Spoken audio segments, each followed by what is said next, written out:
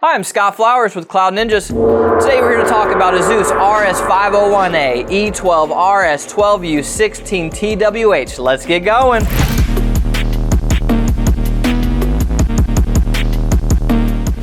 Hey, thanks for stopping by today to learn a little bit more about the ASUS RS501A-E12-RS12U-16TWH. Do us a favor, if you find anything that helps you in this video, click that like, smash that subscribe. All right, we'll hop in. This video is going to be specifically focused on this ASUS server. We're going to do a nice hardware overview covering CPU, RAM, drives, plus a bunch more. But the main thing is you might be going, wait, I thought you guys already did this video. Well, kind of. The difference between this one is the H at the end. We actually had enough complaints and complained enough to ASUS that the old one without the H at the end, that is going to be a full-length rail kit where you could pull your server all the way out of the rack to work on it. The H stands for a half rail kit. That is literally the only difference between the two RS501As that have the exact same part number, the H at the end. And again, the H at the end stands for a half rail kit. Why is this important? Well, the H at the end for the half rail kit means you're going to get a rail kit that will fit a rack. The other ones, they were just so damn long that they would slam into the PDU at most data centers, which pretty much made them unusable, to be quite honest. So we complained to ASUS and said, hey man, we got to get the old RS500 rail kits back that are a little bit shorter and fit in the rails properly so you could throw them in colos all over the world. And ASUS listened and they changed it to the H model moving forward. Now we show both, but realistically what we are now shipping is the H model because that's going to be the half rail length that's going to work for you, and that's what we're stocking. And we have 300 plus of these in stock right now. So if you are looking for a good Genoa or Turin solution for a single socket that has up to 12 NVMe, look no further. This is the one. And we would sure love the opportunity to quote you. So please email us at sales@cloudninja.com, sales@cloudninja.com. Just let us know the configuration, what CPU you want, how much RAM, how many SSDs and what kind. If you want a network card or you just want to go with the onboard, what do you want? And we would sure love to quote you. We keep a ton of this stuff in stock and all the components that go with it. So we have quick turnaround. So if you want to order 10 of these, 20 of these, and you need them shipped quickly, that's what we do. That's why we call ourselves ninjas, right? Is we want to ship quickly and have good quality, so we stock a lot of different options, and we picked this one in particular for our single socket Genoa or Turin solutions because one, it's outstanding quality, and two, it's very robust at a great price point. So again, please email us if you need anything. All right, I always like to start with the CPUs. It's the most important feature, especially since this one has AMD Turin inside. Technically, you can also use AMD Genoa, but this is the official ASUS AMD Turin chassis. So that's the 9004 Genoas and the 9005 Turins. That is the SP5 socket. Yes, both are the same socket, which is why they both work. Now, people ask us all the time, hey, what CPUs do you recommend? And really that depends on your application, your budget. Do you want more cores, more speed? There's a lot that goes into it, obviously, but we try to break it down into a couple different categories, our low end, our value, and our high end. And this is going to be a range of stuff. Some of them are going to have higher speed, some of them are going to be higher cores, but we like to break it down so that you can see. Personally, I'm a big fan of some of the faster ones like the 9275F, the 9475F. These are some of mine that I'm a fan favorite of, but hey, drop a comment down below. What CPU do you like? All right, let's talk about memory. So it takes DDR5 memory. There are 24 DIMM slots inside. You can use a number of different speeds. And this is where it gets a little bit complicated, but let's just hop into all the fun stuff. So the speeds go as low as the physical module, 4000, 4400, 4800, which is one of the most common speeds, 5200 or 5600. But there's really no point in even throwing in the 5600 because it's all going to clock down.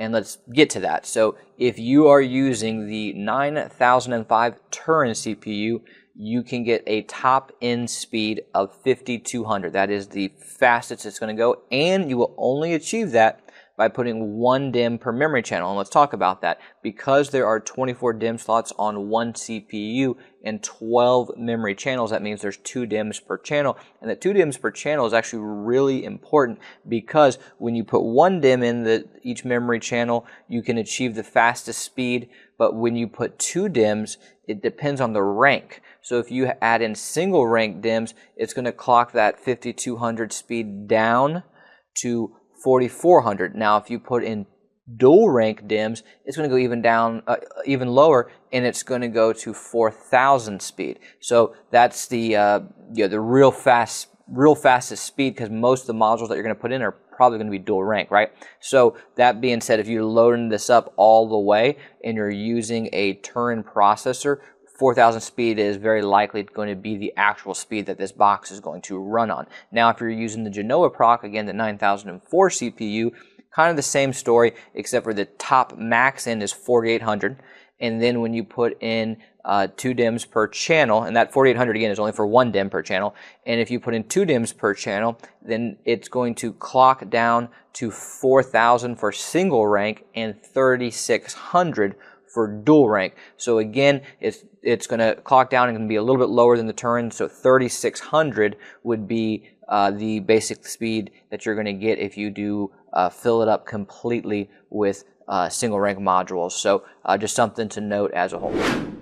All right, so now that we've talked about speeds ad nauseum, and I apologize that it was probably a little bit overly complicated. We try to break it down to make it as easy as possible, but we also do this to let you know so that you're not wasting money spending on faster speed DIMMs. If it costs more, there's no point if it's just going to immediately clock down. So it's always something just to be aware of when you're buying, so that you're matching up everything properly, so you're just saving the most that you can and get the best performance overall. So that being said, let's talk about the different sizes. You can go as low as a 16 gig, a 32 gig, a 48 gig, a 64 gig, a 96 gig, or all the way up to 128 gigabytes. And yes, you can put 128 gigabytes, which means that's going to get you to 3 terabytes of RAM, putting in 24 128 gigabyte DIMMs. So there's a lot of overall memory performance and power that you can get out of this, because you can put into it 3 terabytes of RAM. So that would be the overall max. And the type of RAM that you're going to be using is ECC Registered, or 3DS ECC Registered as well. But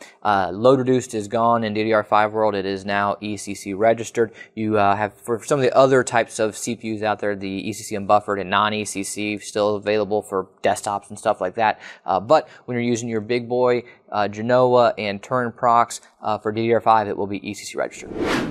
All right, well, let's talk about storage. So this box is going to have 12 NVMe SAS or SATA ports in the front, so it's a tri-mode. So yes, NVMe, SAS, or SATA. The nice part is it's Gen 5 NVMe, so that's a great benefit right there. So you can put the faster speed NVMe, and we'll get into all the speeds here shortly.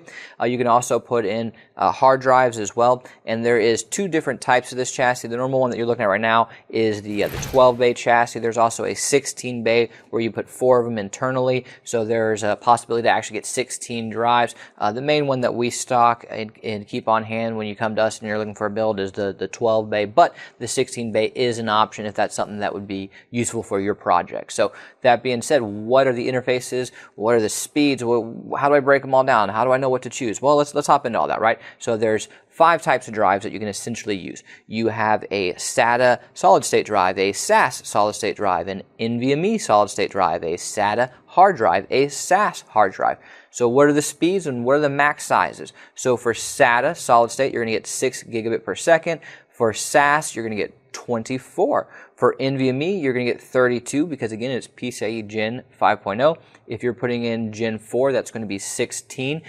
And people will sometimes wonder, okay, well, if I put in Gen 4 and I'm getting 16, and with SAS I'm getting 24, does that mean that the SAS is better? That's where the numbers kind of lie, unfortunately, because the NVMe is still going to have better read-write performance and going to have lower latency. So NVMe is still a winner if it's Gen 4 or Gen 5. So Gen 5 is still what we would recommend, because you're going to get the latest and greatest speed, and it's essentially about double the speed as Gen 4. But that being said, you didn't want you to think that, oh, I'm looking at these numbers, SAS is better. It kind of is deceptive a little bit, unfortunately. That being said, let's talk about the hard drive. So for SATA hard drive, 7.2K RPM. Again, it's spinning around, so that's revolutions per minute. It's a mechanical device. And then for SAS hard drives, you're looking at 7.2K, 10K, or 15K. And this is not going to be a very common drive for this machine. A 2.5-inch SAS drive really isn't super prevalent these days. SAS hard drives are more prevalent when we're looking at a large form factor and you're doing like 24 terabytes or something like that. But I always like to note for SAS hard drives, if they are going 10K or 15K speed, again, they are going to wear down over time. The ball bearings are going to eventually give out, and when that happens, you want to make sure that you have something either spare on hand or a good time to upgrade and switch to a solid state drive. So, all right, now that we know a little bit more about the speeds, let's talk about the capacities. So for the SATA solid state drive, you're looking at 7.68. For the SAS, you're looking at 30.72. For the NVMe, you're looking at 61.44, and for the SATA hard drive, a whopping 4 terabytes per. The spec sheet will say 2 terabytes, but we did put in 4 terabytes, so those will work. And for SAS, 2.4. So again, when you're looking at everything, you're breaking it down, you know, at the end of the day, the NVMe is the fastest, and the NVMe right now is the best price per gigabyte. So I go NVMe because I'm going to want a solid state drive, and on top of that, NVMe is just going to be the best performance and best price. So that's the real winner, what we recommend. And if you come to us and you say, hey, will you build XYZ system? Here's our configuration, here's our specs. We're going to most of the time try to push you to NVMe if you are looking at SAS or SATA. Now, if there's something that you want it for, hey, we can accommodate whatever you want, but we would recommend NVMe. All right, so now we've gotten to my true favorite part of this box. Okay, this is the, I'll call it the hidden feature that some of the other competition out there doesn't have. When you look at the Supermicro Turin or Genoa, for that matter, if you look at Gigabytes, if you look at Tyann's, or Dell's not the best for AMD by any means, but if you look at all these different options that are out there, this is the only one that has PCIe 5.0 M.2. The rest of them are 3.0, which is kind of weak, to be quite honest. So the dual M.2s being PCIe 5.0 is a huge benefit, especially right now with the crucial T705s out there. Those are going to be incredibly fast, and those are better than the Enterprise U.3 Gen 5s that are out there from Samsung and Kioxia. So right now the T705s are super hot. We're trying to keep as many on hand as we can, but very difficult. But those are great for this box because of the dual M.2s being PCIe 5.0. So I wanted to kind of highlight that because that is one of my absolute favorite features of this box. All right, that brings us to RAID. So RAID, there's a bunch of different good hardware options. So what we're going to do is we're going to throw up a nice little handy dandy chart, and this is going to show you some of the different options from Broadcom to my personal favorite, Grade. So Grade, if you check out on our website, or you can go to their website as well, this is a pretty cool NVMe solution that has come out that I think is better than Broadcom on a performance level.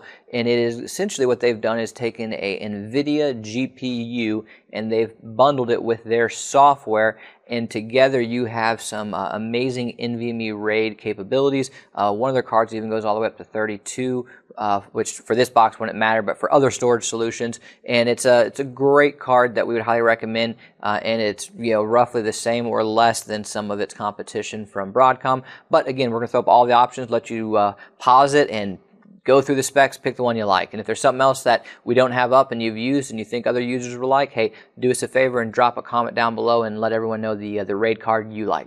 All right, let's hop into expansion cards or PCIe slots, and then talk about network cards as a whole, because you kind of need to know about the slots to know how many network cards you can put in. But there are 3 PCIe slots. They're all Gen 5. 2 of them are by 16. The last one is by 8.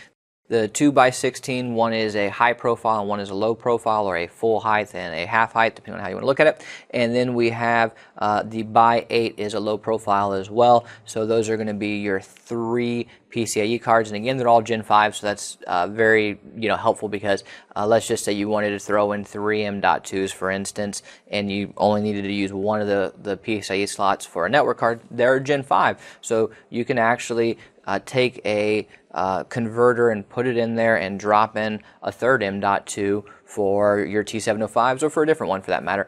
So that's a pretty cool feature that I do like, that there's 3 PCIe slots. And then there's also one OCP 3.0 slot, which is going to be Gen 5 by 16 as well.